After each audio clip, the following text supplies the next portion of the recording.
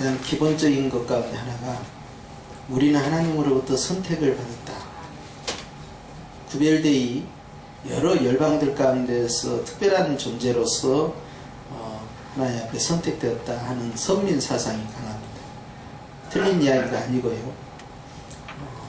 하나님이 택하신 목적은 분명합니다. 그것은 열방의 제사장 나라로서 하나님의 나라의 확장을 위한 도구로 하나님께서 아브라함과 언약을 체결하시고 또 야곱과 언약을 체결하시고 그리고 이스라엘이라는 나라를 이제 허락을 하신 거죠.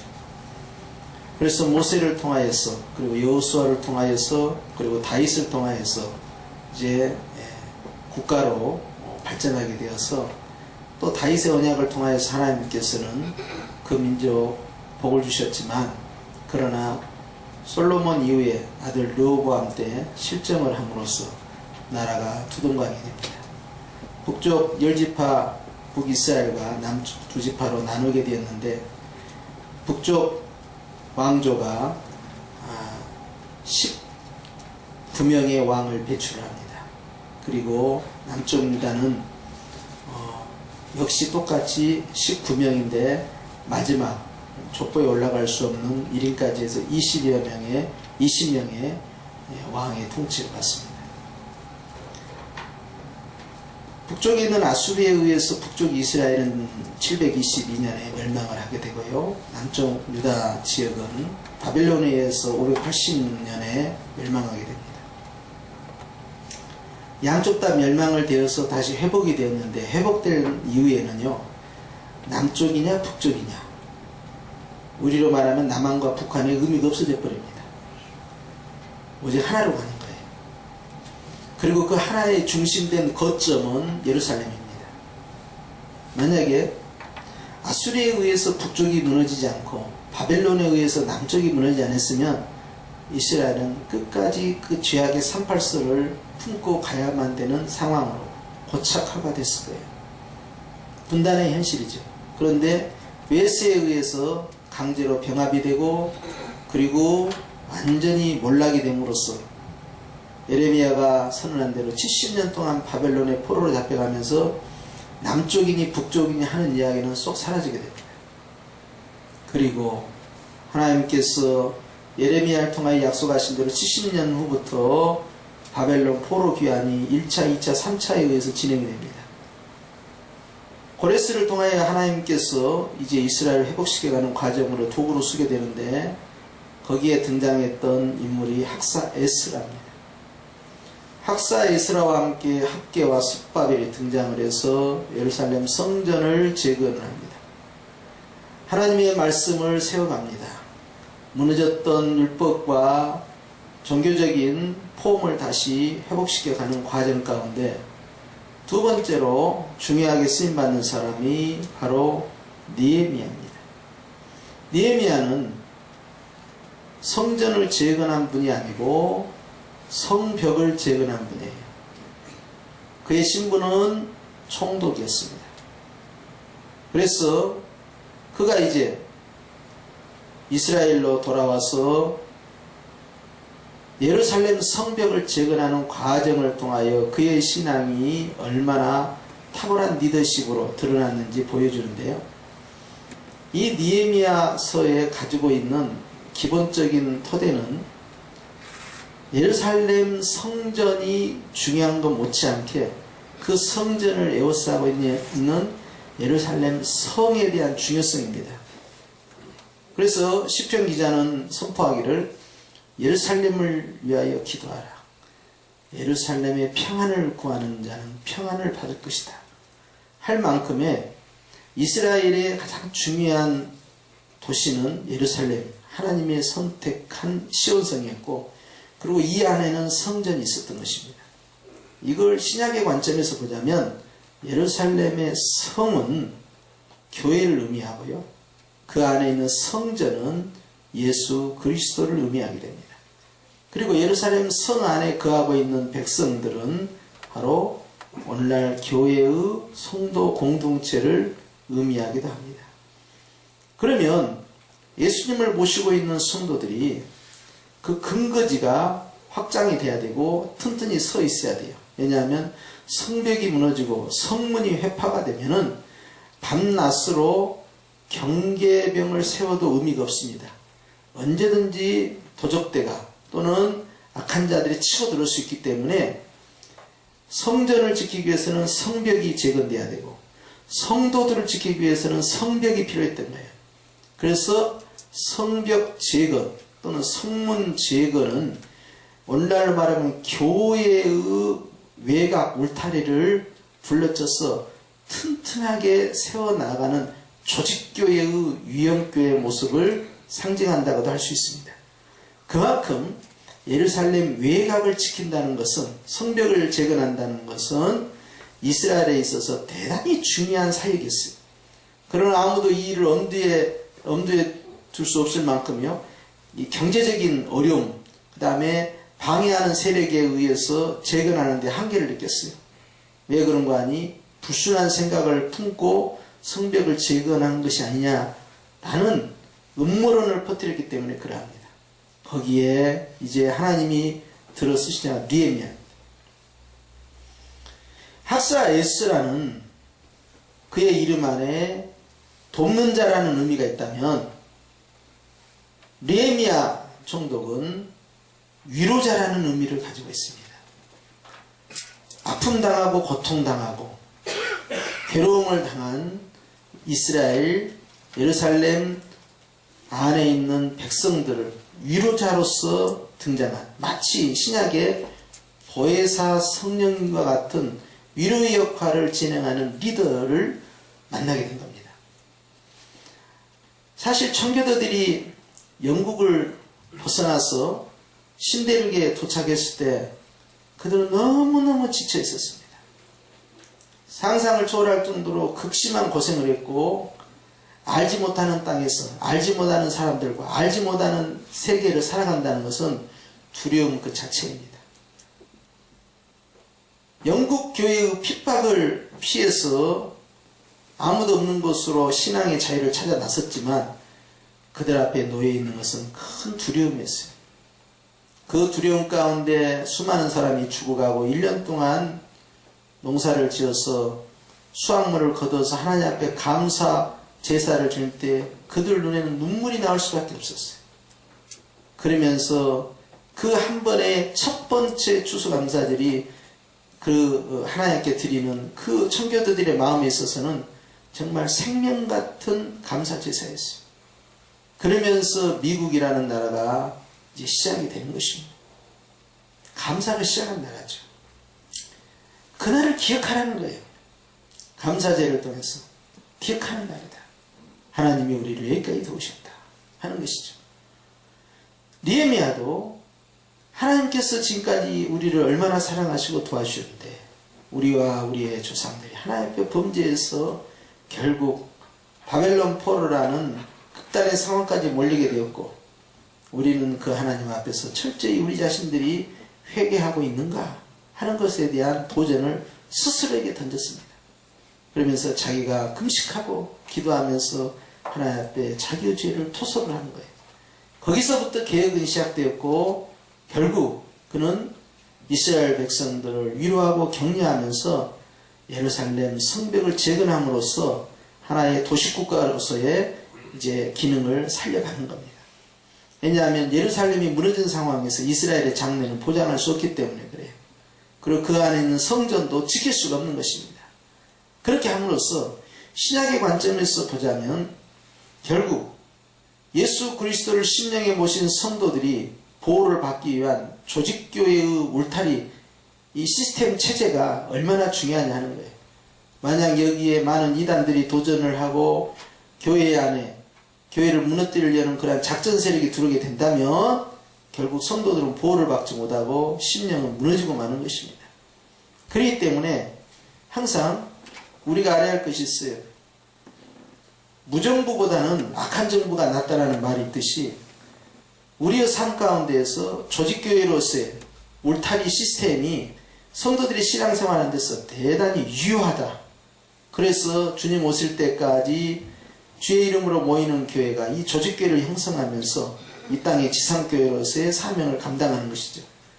여러분들은 이제 그러한 시스템 속에서 사당동에 있는 이 성형교회 울타리 안에 들어왔고 여기에서 보호 시스템이 작동되고 있는 것이고 그렇기 때문에 하나님의 은혜 안에서 마음껏 신앙생활을 할 수 있는 기반을 마련한 것입니다. 그래서 저와 여러분을 가르쳐서 우리는 복 있는 자라 하는 것이니 할렐루야. 이런 성도를 보호할 수 있고 심령 성전을 지켜갈 수 있는 예루살렘 성벽을 재건하고 악한 것들이 들어오지 못하게 하고 포도원을 허무는 여우를 제거하는 것처럼 교회를 철저히 보호막을 쳐줄 수 있는 그러한 영적 시스템이 형성된 조직교회 안에서 성도들이 연합하고 연대해서 하나님 나라의 확장을 시도해가는 것입니다. 그 근거지가 바로 성형교회라 이 말이에요. 그렇기 때문에 혼자 골방에서도 할 수 있고 광야에서도 지낼 수도 있고 또 이 교회 저 교회로 쇼핑 예배도 드릴 수 있지만 그것은 오래 갈 수 없고요. 영적 유익이 없습니다. 하나님께서 원하는 것은 구원이었고 그 구원에서 끝난 것이 아니라 구원의 목적은 결국 하나님이 원하시는 에클레시아라는 교회 공동체를 통하여서 주님의 나라를 확장시켜 나가는 계획이에요. 그런데 그 확장 계획은 반드시 시스템화되어 있는 즉 성도들을 보호할 수 있는 조직교회의 체계가 우리에게 유효하다 하는 거예요. 그렇기 때문에 당회가 있고 재직회가 있고 각종 기관과 부서가 있고 여기에 질서와 체제가 형성되어 있는 것입니다. 그것이 바로 오늘날의 교회예요. 그런데 느헤미야에 있어서도 예루살렘에 있는 성전과 그 안에 거하고 있는 성도들을 보호하는 울타리 역할을 하는 성벽이 무너졌다는 것은 완전히 적에게 무방비 상태로 노출되어 있다는 것이기 때문에 언제 어떻게 몰살을 당할지 알 수가 없는 상황에서 자기가 더 이상 여기에 머무를 수 없다 하고 술 맡은 관원장은 상당한 높은 고위직이에요. 그런데 그것을 내려놓고 왕에게 부탁해서 저는 가기를 원합니다 하면서 총독자를 받아서 가게 된 것입니다. 그런 과정이 이제 느헤미야 1장부터 진행이 돼요. 그래서 이 사람이 사실 고향을 떠나서 타향살이 하면서요 몇십 년이 지나버리면 그곳이 고향이 됩니다. 제2의 고향이. 그리고 자기 기틀을 거기서 다 닦았기 때문에 그걸 내려놓고 다시 본국으로 가는 것은 쉬운 문제가 아니었지만 느헤미야는 딱 하나예요. 하나님의 백성과 하나님의 도성이 이렇게 유린당할 수가 없습니다. 바꿔 말하면 우리 교회와 우리 성도들을 더 이상 방치할 수가 없습니다. 우선순위를 분명하게 한 겁니다. 자기 개인의 신상의 어떤 신분 상승이나 편안함이나 안락함이나 이런 것을 도모한 게 아니에요. 하나님이 허락하신 그 도성과 그 도성 안에 살고 있는 백성들을 지키는 것이 하나님을 향한 헌신이라는 사실을 확신을 갖고 나라와 민족을 사랑하는 사람이에요. 지금으로 말하면 교회를 사랑하는 사람입니다. 개인의 안위보다 백성의 안위를 먼저 염려했던 정말 난세에 복이 드문 위대한 리더십이 바로 느헤미야예요. 이 느헤미야의 출현으로 인해서 많은 백성들이 마음의 평안을 누리게 되니 그가 그의 이름처럼 위로자의 역할을 감당하게 된 것입니다. 좋은 지도자를 만난 것이죠. 그래서 이 느헤미야를 통하여서 하나님께서 어떻게 성벽을 재건하고 그 수많은 방해문을 어떻게 심리전과 또는 군사력과 또는 경제력 여러 가지 어려움에 파고가 올 때마다 어떻게 물리쳤는가 하는 것을 우리가 느헤미야서를 통해서 알 수가 있어요. 그러면서 저는 이렇게 느헤미야서에 대한 전체적인 총론을 여기까지 말씀을 드리고 그분이 오십니다. 그러면서 이어서 릴레이로 메시지가 진행이 되겠습니다. 여러분에게 질문합니다. 여러분은 지금 무슨 생각을 하고 살죠? 내 귀에 요즘 들리는 것이 어떤 소리가 가장 많이 들리세요? 오늘 사전에 사전 한번 볼까요? 사전에 느헤미야에게 이런 소리가 들립니다. 사전. 느헤미야 1장 4절 4절 1장 4절 제 마이크가 안 들리죠. 아니, 볼륨을 다 올렸는데도. 내가 이 말을 듣고 이 말 어떤 말을 들은 거죠? 어떤 말을 들었어요? 우리 3절에 이렇게 얘기해요. 내 성이 불탔다. 내 성이 망가졌다. 내 나라, 내 고국이 망가졌다는 소리를 듣습니다. 여러분은 요즘 어떤 소리를 듣습니까? 어떤 소리에 반응하세요? 오늘 니에미야가 어떤 소리를 듣죠? 내 고국이 무너짐의 소리를 듣고 나서 이 니에미야가 어떻게 태도를 취했는지 이거를 지금 우리가 한번 제가 말씀을 좀 드려보려고 합니다. 주제입니다. 오늘 니에미야가 큰 환난을 당하고 능력을 받으며 예루살렘 성에 허물어지고 성문들을 불탔다고 하는 말을 듣습니다. 같은 말을 똑같이 들어도 어떤 자는 불타오르고요. 어떤 자는 그래 거기 자기네들 죄 때문에 걔네들 그렇게 능력 당할 만해. 걔네들이 한 짓들을 봐봐. 지금까지 해온 거 그것들 봐봐. 걔네들은 그런 소리를 듣고도 남아. 그렇게 말하는 사람도 그렇죠? 근데 오늘 니에미야는 안 그랬어요. 같은 말을 들었는데 니에미야의 반응은 달랐다는 거예요. 니에미야는 그 고국에 있는 그 말을 듣고요. 이 안에서 뭐가 찌그러집니다. 울부짖이 그 안에서 쳐 올라 서러움이 그 슬픔이 이 안에서 몰려와요. 우리에게도 간혹 어떤 상황 속에서 슬픔이 들어왔을 때 이 슬픔을 이겨내는 방법들이 각자 다른 것들이 여러 가지들이 다 있을 거예요. 근데요 오늘 느헤미야는요 세상을 향하여 너 때문이야. 세상을 향하여 원망하지 아니하고요. 누구 남 탓하지 않았습니다. 이분은 분명하게 느헤미야는 분명하게 하나님 앞에 내 소리를 통곡의 소리를 내 눈물에 흘려야 될 분명한 것을 대상을 분명히 잡았다는 거예요. 하늘의 하나님 나의 하나님 그분에게 내가 엎드려 간곡하게 기도하오니 주여 내 소리를 들으소서. 다윗도 물론 그랬어요. 다윗도 문제가 생겼을 때 하나님 앞에 엄청나게 울었습니다. 하나님 내 이 문제를 가지고 하나님 앞에 울부짖으오니 이 눈물이 바닥에 떨어지는 것이 아니라 어디에요? 하나님 병에 담으소서라고 얘기했어요. 확실히 알았어요. 내가 눈물 뿌리고 기도하면 그 기도를 들으시는 이가 세상 사람들이 아니라는 거. 내 기도의 소리에 귀 기울이시는 그 신음의 소리까지 알고 계시는 그분이 누군지 분명히 알았다는 거예요. 그분이 나를 만드시고 나를 지금까지 생명을 부지하고 여기까지 이끄신 그 하나님 분명히 알았다. 근데 있잖아요. 울부짖는 에레미야 왜요? 제 목소리가 영 아니었습니까? 에레미야가 하나님을 향하여 울부짖죠. 이 소리는 또 낯서네요. 이 소리가 더 낫습니까? 네. 아 이런 것도 조용히 해야 되는데. 니에미야가 여기에서 하나님 앞에 울면서 기도하잖아요. 그죠? 근데 또 하나님 앞에 정말 간절히 기도하는, 그러니까 성경에는 눈물의 그 사람들이 참 많이 나옵니다. 근데 저는 거기에서 우리의 대표자인 예수 그리스도를 한번 얘기를 해보려고 합니다. 성경 기자는 예수님이 우는 장면을 세 곳에 기록하고 있어요. 첫 번째 우리 한번 히브리서 5장 7절 한번 보여주시겠어요? 갑자기 열올리다 갑자기 마이크가 딱 바뀌고 나서 조용해지고 여성스럽게 얘기하려니까 좀 이상해요. 히브리서 5장 7절 우리 다 같이 합독하시겠습니다. 그는 육체에 계실 때 자기를 죽음에서 능히 구원하실 이에게 심한 통곡과 눈물로 간구와 소원을 올리고 그의 경외하심을 인하여 들으심을 얻었느니라. 이 상황은요 예수님이요 십자가를 지기 이전에 그 상황이에요. 십자가를 지고 가시려고 하는 그 상황인데 하나님이 왜 우셨냐고요? 십자가가 내게 버거워서 우셨을까요? 아니요. 만약에 그것 때문에 오셨다면 이 땅에 오지 않으셨을걸요? 그 십자가를 통하여 지고 가시는 것은 우리의 죄악을 당신이 업고 가는 그 과정 가운데 우리에게 그 죄악이 너무 버거우신 것을 이분이 아신 거라니까요. 그래서 당신이 십자가 지로 이 땅에 직접 내려오셨잖아요.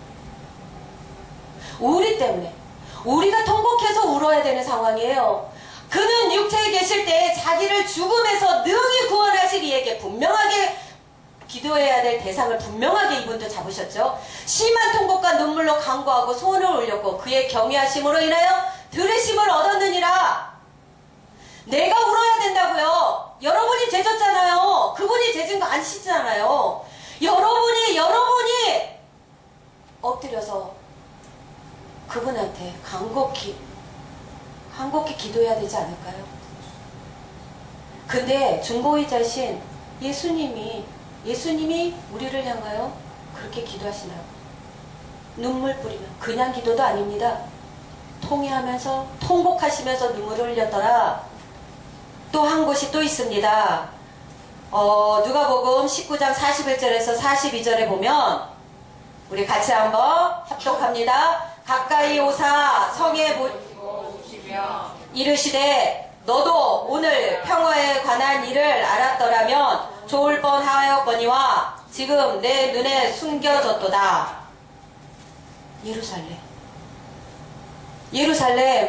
예루살렘은 평안입니다. 예수님이 이 땅에 오셨는데 여러분이 그 평안으로 오신 그 예수님을 평안이라고 받아들이질 않아요. 어미닭이 병아리를 그렇게 품으려고 했는데 그들이 그 병아리 품은 그 모습을 뿌리쳤다라는 거예요. 여러분이 그 평안을 뿌리쳤다라는 거예요. 그랬을 때 예수님이 얼마나 통탄하셨을까. 내가 평안이 돼. 나를 믿어야 너희들이 평안을 얻을 것인데 너희들이 나를 받아들이지를 않아. 그래 너희 안에 그 평안함이 없음으로 말미암아 세상에 계속 농락당하고 계속에 어렵고 계속에 힘들어가며 마음들이 불편해하는 마음이 어려워하는 힘들어하고 어렵고 그 상황을 계속 이끌어가는 그 상황을 본 아버지께서 오늘 울고 계시다라는 거예요. 나를 좀 봐봐. 내가 곧 평안이야. 내가 너희 안에 들어가야 그 평안이 들어갈 것인데 너희들이 나를 받아들이질 않는데요. 오늘 예수님이 그렇게 우시는 거죠. 예루살렘아 암탉이 병아리를 품고 너희를 그토록 품으려고 했건만 너희들이 나를 모른다. 너희들이 나를 밀어내친다. 이러시면서 주님이 통회하며 울고 계시다라는 거죠. 또 세 번째 주님이 우셨던 게 요한복음 11장에 있습니다. 11장 34절 우리 다 같이 합독합니다. 예수께서 우는 것과 또 함께 온 유대인들의 우는 것을 보시고 심령의 덕분이 여기고 민망히 여기사. 이 사건은요 나사로가 죽은 사건이에요. 예수님이 나사로의 죽음을 보시고 우셨다고요. 나사로가 죽어서 우신 게 아니고요. 나사로를 살리지 못한 것 때문에 통하신 것이 아니라 정말 예수님이 그 나사로를 잠시만요. 제가 갑자기 머리가 뒤엉켰네요.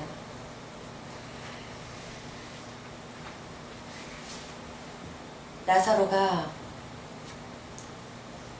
죽은 그 상황을 보시고 예수님이 오신 게 아니고요. 우리가 영원히 살아야 될 우리가 죽게 되었던 거, 그 상황을 보시고 오신 거라는 거죠.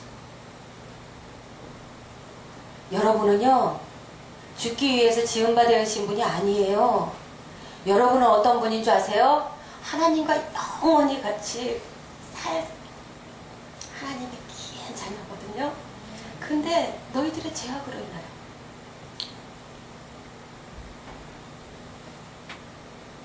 죄의 싹새 노예가 되었고 사망으로 너희들이 인침받은 거에 대해서 하나님이 애통해 하신다는 거죠. 나와 영원히 갈 나의 어여쁜 자가 여러분인데 하나님은 그래서 애통해요. 여러분이 죽게 된 거에 대해서.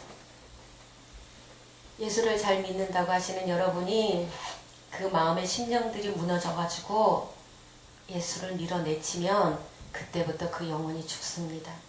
나도 모르게. 정말 나도 모르게. 사단은 우리에게 그렇게 속삭여요. 내가 주 안에서 계속 있는 것처럼 속임수를 우리에게 보여줘요. 예배 잘 드리죠? 헌금 잘합니다. 봉사 잘합니다. 그러나 그 마음 심령 안에요. 예수 그리스도의 구원의 감격이 없으시다면 오늘 말씀하신 담임 목사님 말씀하신 것처럼 감사가 깨어있는 거래요. 여러분 입술에서 무슨 말씀이 나오시는지 한번 돌이켜 보십시오. 감사가 많이 나오는지 불평이 많이 나오는지. 감사가 많이 나온다면 내가 지금 깨어있는 자입니다. 깨어있는 자는요 어떤 상황을 보고 애통할 수 있어요. 느헤미야처럼.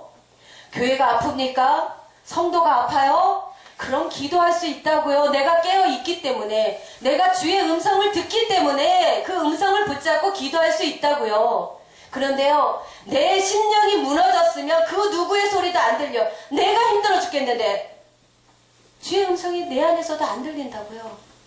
근데 누구를 주님 앞에 도구합니까? 누구를 위하여 내가 따뜻한 말 한마디를 할 수 있겠어요? 오늘 여러분이 느헤미야처럼 하나님 앞에 깨어있는 자가 되어지기를 원해요. 깨어있는 자가 고국에 무너졌다라는 소식을 듣고 하나님 앞에 기도합니다. 하나님 약속하셨잖아요. 저하고. 하나님 우리 조상 때 아브라함의 하나님, 이삭의 하나님 약속하셨잖아요. 하나님이 우리가 주님 안에서 회개하고 돌아오면 하나님 다시 먼 데사람까지도 모아서 하나님이 있어야 될 그곳에 놓아주시겠다고 말씀하셨잖아요. 오늘 느헤미야가 하나님 안에서 깨어있는 자로서 하나님 앞에 이 음성을 듣는 줄 믿습니다. 두 번째로 이사야 58장 6절에서 7절에 보면 느헤미야가 취한 태도가 또 있습니다. 우리 한번 58장 6절에서 7절 말씀 같이 합독합니다. 나의 좋아하는 금식은 평하게 결박을 풀어주며 머리에 줄을 풀어주며 박제당하는 자를 자유케 하며 모든 머리를 검토하게 아니겠느냐. 또 줄인 자에게 내 식물을 나눠주며 유리하는 빈민의 내 집에 들이며 벗은 자를 보면 입히며 또 내 골육을 피하여 스스로 숨지 아니하는 것이 아니겠느냐. 또 금식하며 에레미야는 하나님 앞에 간구합니다.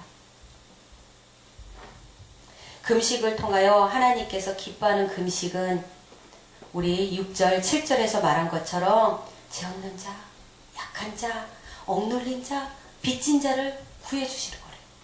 또한 굶주린 자, 가난한 자에게 헐벗은 자들에게 또 나누는 거래요. 그런 금식의 기도를 우리 느헤미야에게 하나님이 주셔서 그 마음을 품고 있는 느헤미야가 금식하며 주님 앞에 간구합니다. 또한 이렇습니다. 금식의 기도는 있잖아요.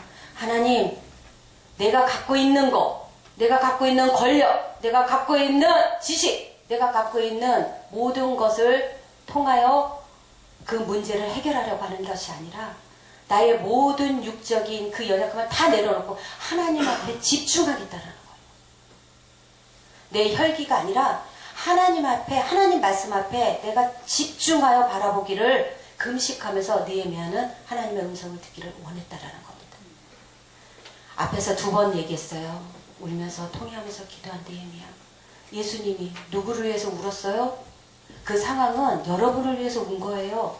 예수님이 거기에 놓여있던 그 상황에서 힘들어서 우신 게 아니라 그곳에서 애통해하고 벗어나오지 못하는 여러분을 향하여 우는 거예요. 느헤미야도 마찬가지예요. 느헤미야는 자기는 고위직에 있어요. 지금 자기 자신을 바라보면요 평안해요. 포로지만 어찌됐든 자기는 그곳에서 배고프지 않아요.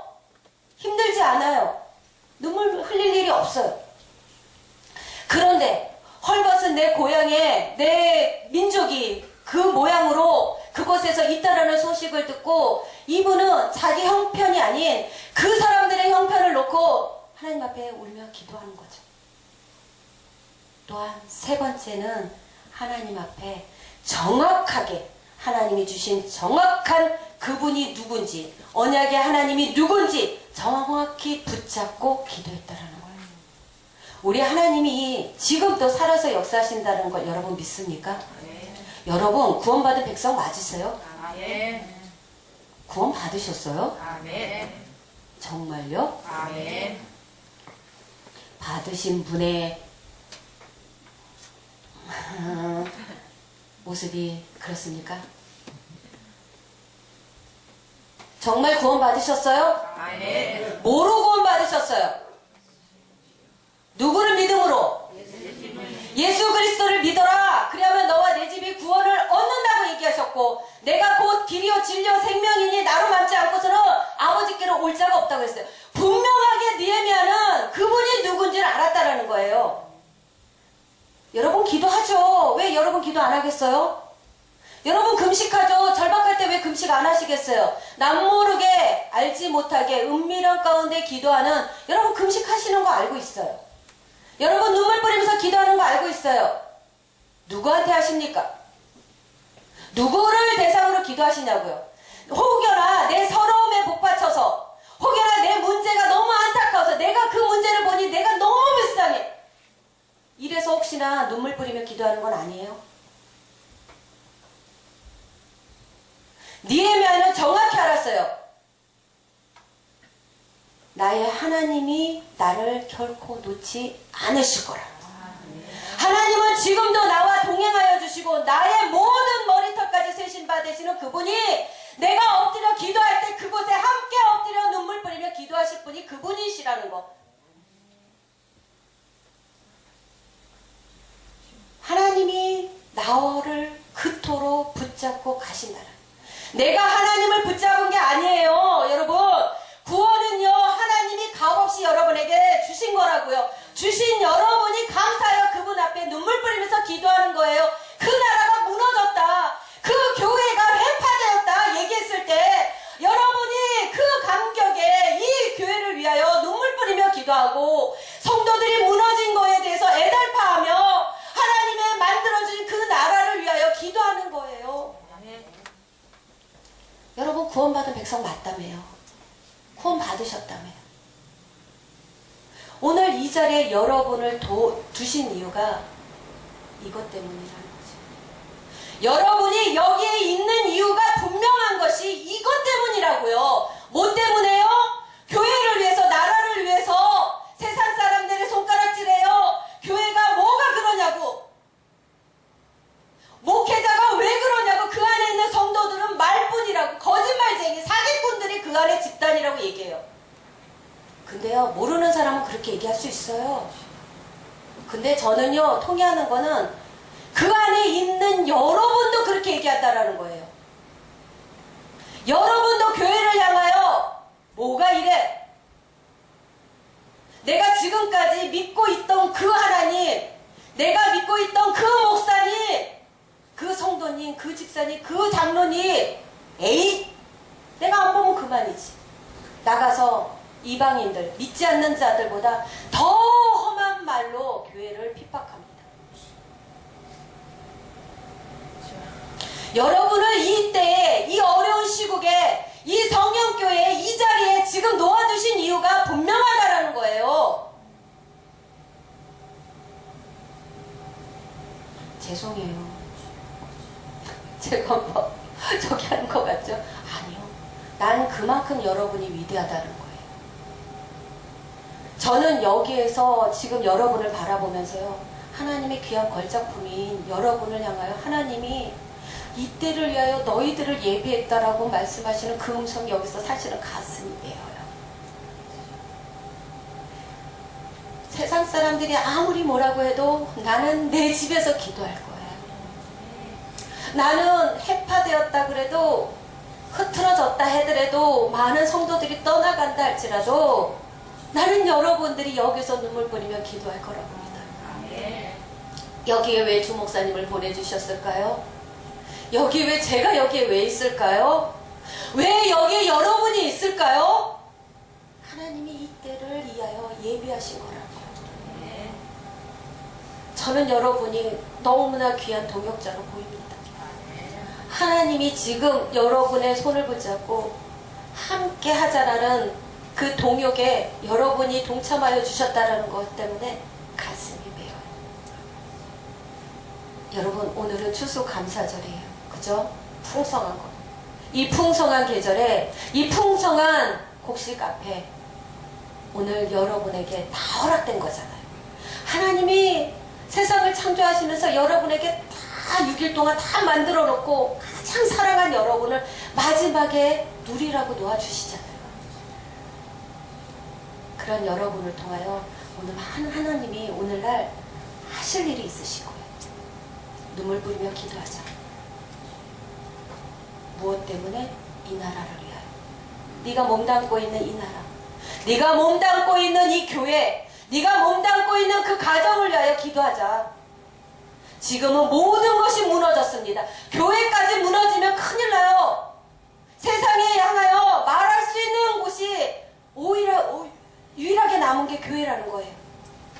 여러분이 예수 그리스도의 향기가 드러날 수 있는 그런 분이 여러분 외에는 없다라는 거예요. 오늘 마지막에 하나님께서 여러분을 이때가 너희들이 기도할 때요, 이때가 너희가 나를 향하여 교회를 위하여 기도할 때며 너의 가정을 위하여 기도할 때라는 거예요. 여러분 기도하실 거죠? 아멘. 무엇 때문에 기도하신지 정확히 파악하시고요.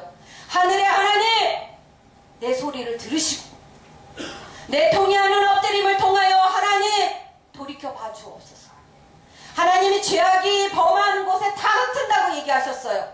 그런데 하나님의 은혜가 또 있죠. 그 뒤에 너희가 회개하고 돌아오면 다시 모아줄 것이다. 모아줄 거라고 얘기해요. 회복시켜 주신다고 분명히 말씀하신 거라. 오늘 지금 저는 말씀을 마치면서 여러분에게 간청합니다. 여러분 하나님 사람 맞잖아요. 하나님이 지금 붙잡고 가시는 귀한 하나님의 일꾼 맞잖아요. 그죠? 그러면 여러분을 통해서 하나님의 역사가 드러나야 되고 하나님의 향기가 드러나야 된다고요.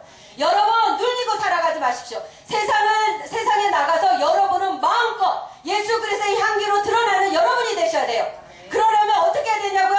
내 성전, 심령 성전이 굳건하게 세워져야 된다는 거예요. 어떤 것이 공격해와도 어떠한 문제가 나를 친다 할지라도 그 문제 앞에 내가 주께서 이 문제를 통하여 내가 어떻게 해결해 가실지, 하나님의 나를 통해서 이 문제를 어떻게 넘어가게 하실지 하나님을 바라봐야 된다는 거죠. 여러분이 그런 사람이 되어야 된다라고요. 여러분이 지금 기도하지 아니하면, 여러분이 하나님을 통하여 내가 무장되어지지 않으면 그 문제 앞에 넘어진다고요. 그 문제 앞에 내가 먼저 쓰러져 지킨다고요. 여러분이 피 흘린다고요.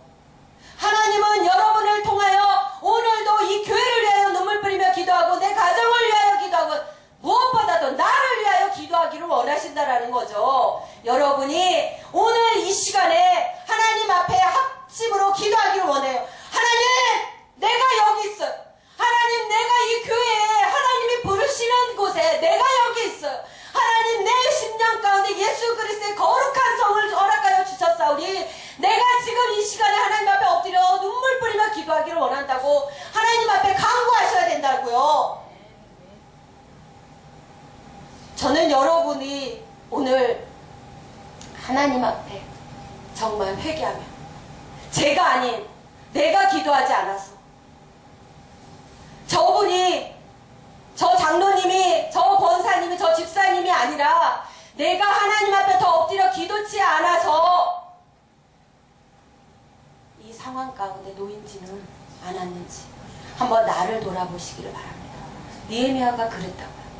느헤미야가 하나님 앞에, 하나님, 나와 내 민족이 범죄하여, 하나님이 이 상황 가운데, 그러나 이 상황을 이기시는 하나님, 능히 돌이켜서 다시 한번 회복하게 하실 하나님을 믿음으로 고백하며 기도하였다라는 거죠.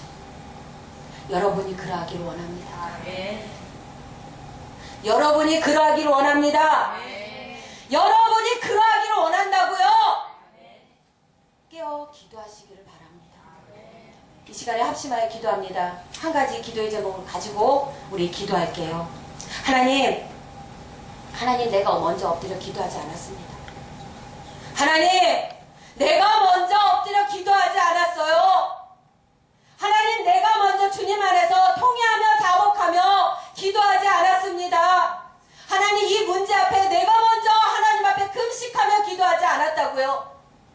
하나님, 이 시간에 내가 주님 앞에 기도하기를 원합니다. 하나님, 내가 주님 앞에 나를 사용하여 주셔서 하나님이 하실 일들을 우리가 믿음으로 바라보는 그런 시간 되어지기를 간절히 소망합니다. 우리 한번 합심하여 통성으로 기도합니다.